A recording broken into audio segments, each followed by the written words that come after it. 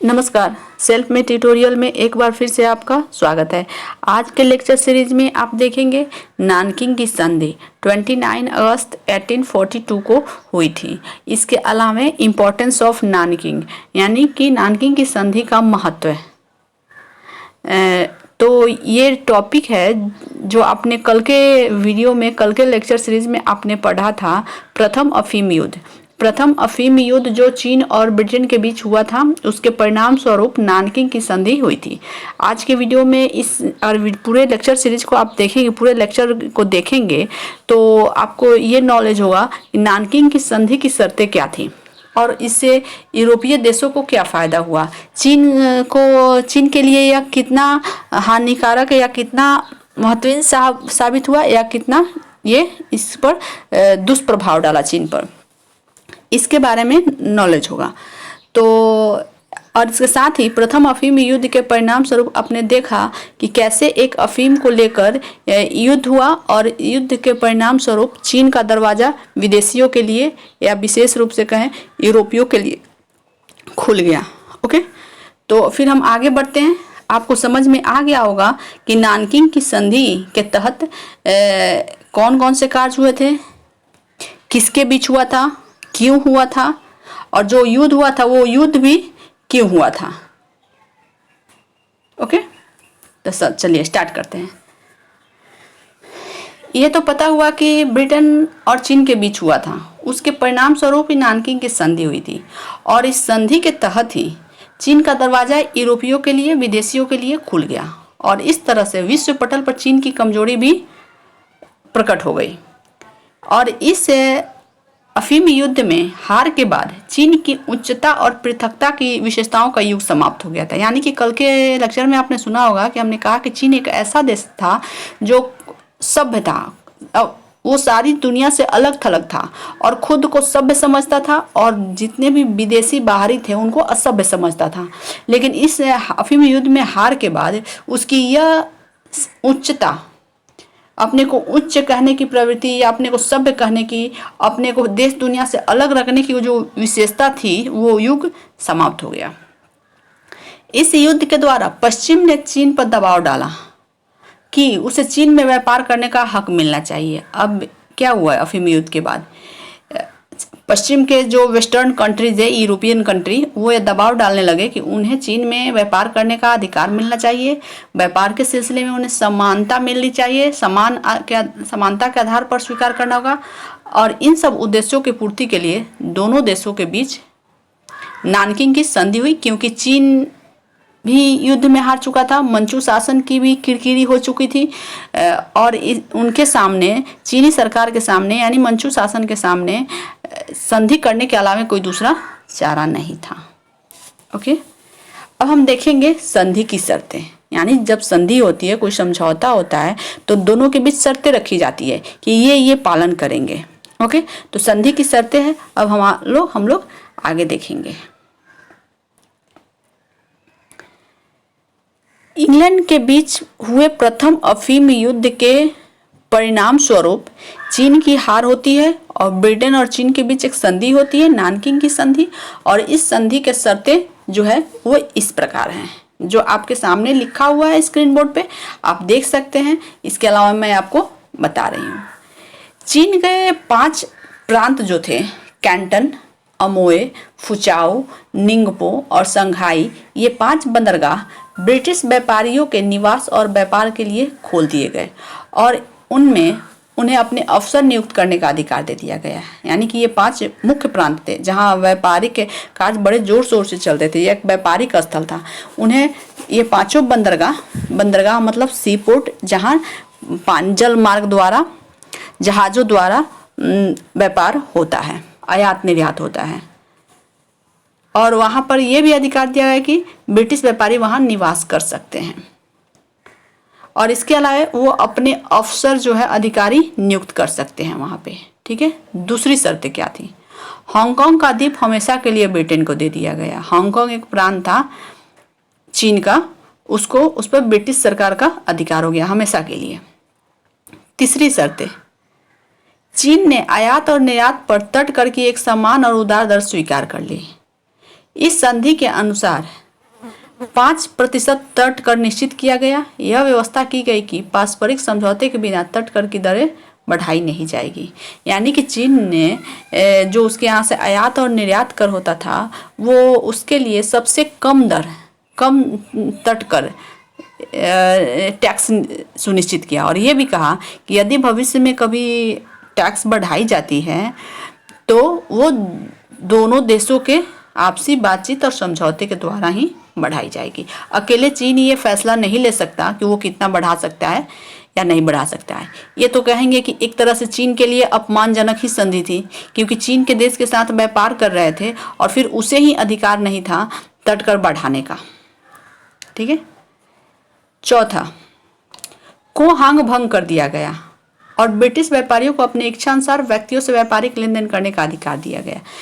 हमने कल बताया था कि प्रथम अफीम युद्ध का एक कारण था कोहांग की नियुक्ति। कोहांग वो व्यक्ति होता था जो अंग्रेज व्यापारियों और चीनी व्यापारियों के बीच मध्यस्थता, मेडिएटर का कार्य करता था, यानी दलाल का कार्य करता था।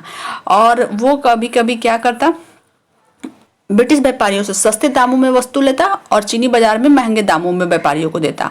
इससे ब्रिटिश व्यापारियों को लाभ नहीं हो पाता था और इस तरह से ब्रिटिश व्यापारी चीनी व्यापारी से या चीनी मार्केट में डायरेक्ट नहीं जा सकते थे। और उसके बीच कौन था, कोहांग नामक एक अधिकारी था। अतः इस समझौते के द्वारा, इस संधि के द्वारा कोहांग को भंग कर दिया गया, यानी इस पदाधिकारी को हटा दिया गया। अब डायरेक्ट चीनी व्यापारी जो था वो ब्रिटिश व्यापारी जो था वो चीनी व्यापारी से मिल सकता था, आपसी तालमेल बैठा सकता था, अपना व्यापार व्यवसाय आगे बढ़ा सकता था। ये खुद ब्रिटिश व्यापारी अपनी इच्छा अनुसार ऐसे कर सकते थे या वहाँ की सरकार की तरफ से इन पर कोई दबाव नहीं था। 5वीं शर्त है, यह व्यवस्था की गई कि ब्रिटिश प्रतिनिधि और चीनी अधिकारियों के बीच पत्र व्यवहार को प्रार्थना न कहकर संदेश या पत्र कहा जाएगा। यानी हमने कल बताया था कि जो भी ब्रिटिश ईस्ट इंडिया कंपनी की तरफ से पत्र आता तो उसे मंचू शासन के या चीनी सरकार के समक्ष प्रस्तुत किया जाता था, तो कहा जाता था यह एक प्रार्थना पत्र है, जो ब्रिटिश अधिकारियों को अच्छा नहीं लगता था क्योंकि वो एक मित्रता या संदेश पत्र होता था। तो इस संधि के तहत ये कहना हटा दिया गया कि कोई भी पत्र व्यवहार हो रहा है दो देशों के बीच तो उसे प्रार्थना पत्र या आवेदन न कहकर उसे संदेश पत्र या पत्र कहा जाता था। छठी शर्तें क्या थी, अंग्रेजों पर मुकदमे उन्हीं के कानून के अनुसार होगी और उन्हीं की अदालत में चलेंगे। यानी अब ये भी पश्चिमी कानूनों को मान्यता भी दे दी गई इस संधि के तहत। यानी कि अंग्रेज अधिकारी कोई गलती करते हैं तो उन पर जो मुकदमा होगा तो अंग्रेजी कानून के अनुसार ही होगा और उनका जो भी फैसला होगा, चलेगा मुकदमा, वो अंग्रेजी अदालत में ही चलेगा। चीन उसमें कोई हस्तक्षेप नहीं करेगा। एक तरह से माने तो ये संधि जो था ब्रिटेन को चीन में मनमाना करने का एक सर्टिफिकेट मिल गया उसको। सातवां शर्त, चीन ने नष्ट अफीम के हर जाने के रूप में, अब देखिए यहाँ पे अफीम के लिए हुआ, ये अफीम चीन के लिए हानिकारक था, फिर भी चीन ने नष्ट अफीम के हर जाने के रूप में $60 लाख, हांगकांग के व्यापारियों पर ब्रिटिश नागरिकों के कर्ज के रूप में $30 लाख और लड़ाई के लिए खर्च के बदले $1.20 करोड़, कुल मिलाकर $2.10 करोड़ क्षतिपूर्ति के रूप में देना स्वीकार किया। यानी कि जितने भी युद्ध हुए थे, जितने भी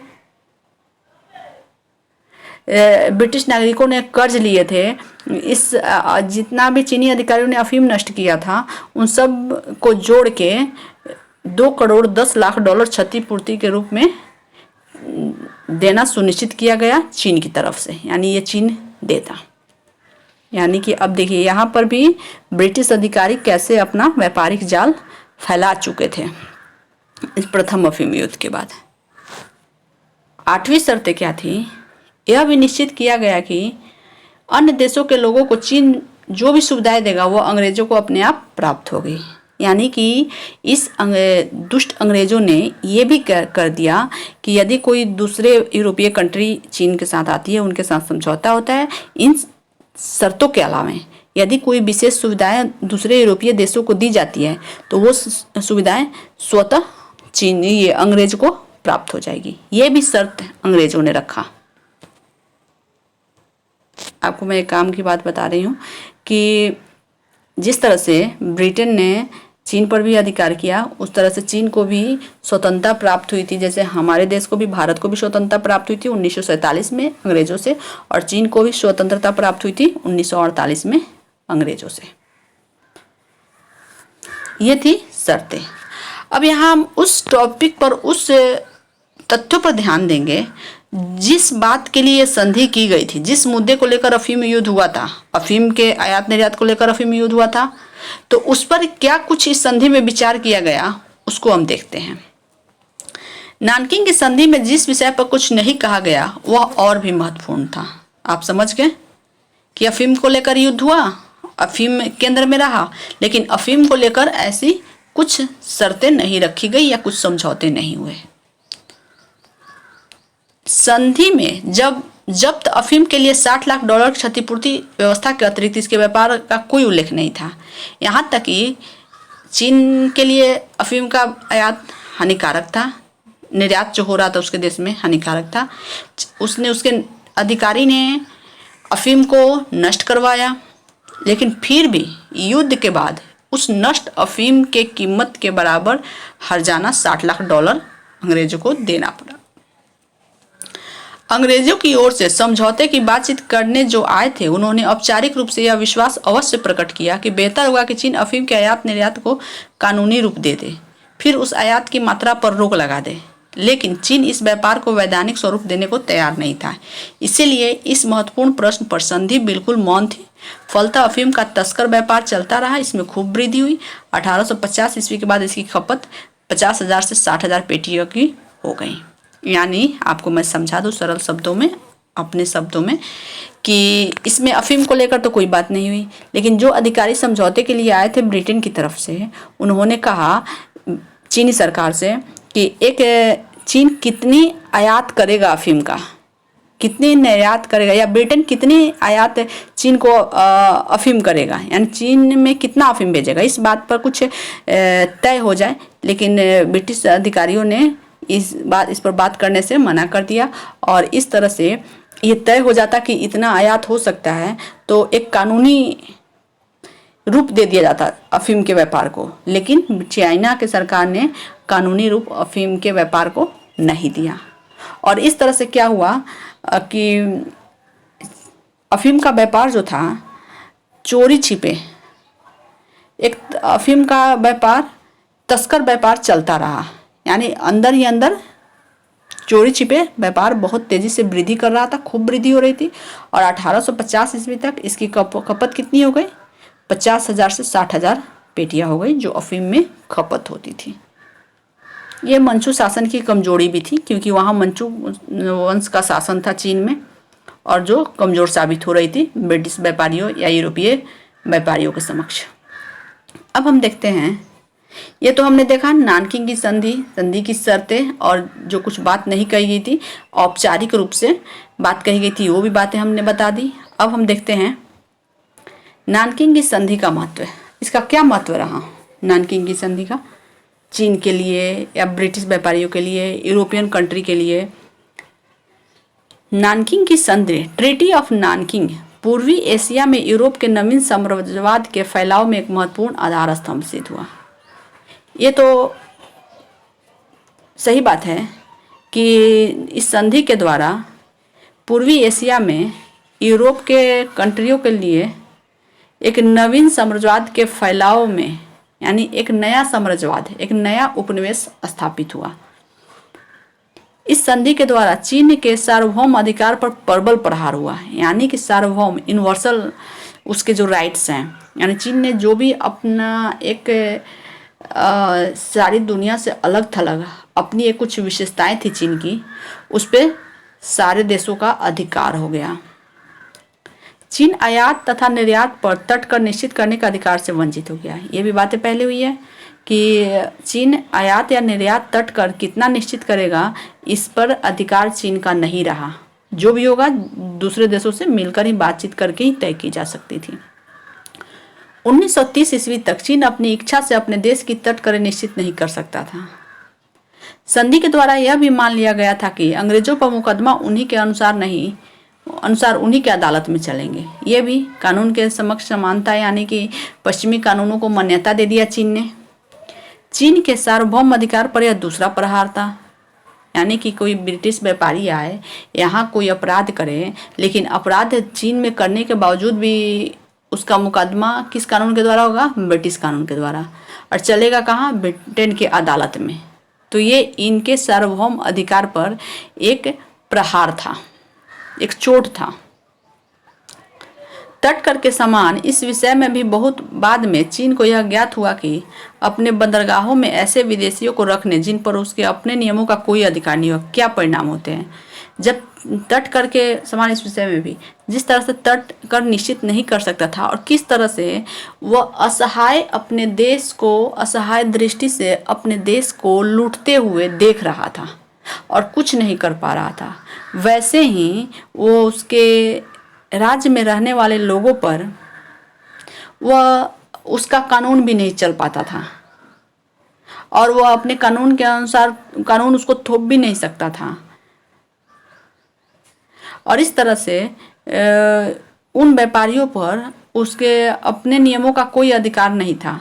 इसका क्या परिणाम होता ये चीन को अब पता लग रहा था और यह चीन में यूरोपीय राज्यों के राज क्षेत्रित अधिकार का प्रारंभ था। इस तरह से चीन में जिस तरह की संधि की गई थी ब्रिटेन के द्वारा, यूरोपीय कंट्री के द्वारा, वो यूरोपीय राज्यों के राज क्षेत्रित अधिकार यानी एक्स्ट्रा टेरिटोरियल राइट का प्रारंभ था, यानी कि दूसरे के राज्य में रह के अपने अधिकार जमाना। ये इस तरह का अधिकार जो था, इस तरह के कार्य जो थे वो प्रारंभ हुआ था ब्रिटेन के अधिकारियों, ब्रिटिश अधिकारियों के द्वारा। ओके, ये रहा नानकिंग की संधि। संधि की शर्तें। नानकिंग की संधि कब हुआ था? 29 अगस्त 1842 ईस्वी में। एस्टरडे यानी कल का आपने वीडियो देखा होगा, प्रथम अफीम युद्ध। अगर आपने नहीं देखा तो उसको भी आप लोग देख सकते हैं, लिंक पर लिंक फॉलो कर सकते हैं। ये नानकिंग की संधि हुई। आगे भी मैं चीन से लेकर वीडियो लेकर आती रहूँगी, बस चैनल पर आप बने रहे, चैनल को सब्सक्राइब कर ले, क्योंकि अभी फ़िलहाल चीन जापान का इतिहास जो है उसी की पढ़ाई अभी हो रही है। तो बस आप लग जाए, अपने दोस्तों के बीच इस वीडियो को शेयर करें और जितना ज़्यादा हो सके वीडियो को लाइक करें। यदि आपने चैनल को सब्सक्राइब नहीं किया है सब्सक्राइब कर लें, क्योंकि आगे भी इस तरह के video part 1, part 2 ancient Indian history, medieval Indian history, चीन जापान इतिहास और जो भी ये ऑनर्स पेपर में आपको पढ़ना है वो भी अमेरिका का इतिहास, आधुनिक भारत का इतिहास, इसमें बहुत सारे वीडियो अपलोड हो चुके हैं और बहुत सारे अभी होंगे। बस चैनल पर बने रहें, चैनल को सब्सक्राइब कर ले, चैनल को इस तरह से प्यार देते रहें और पढ़ाई करते रहें, एंजॉय करते रहें। Bye, thank you so much.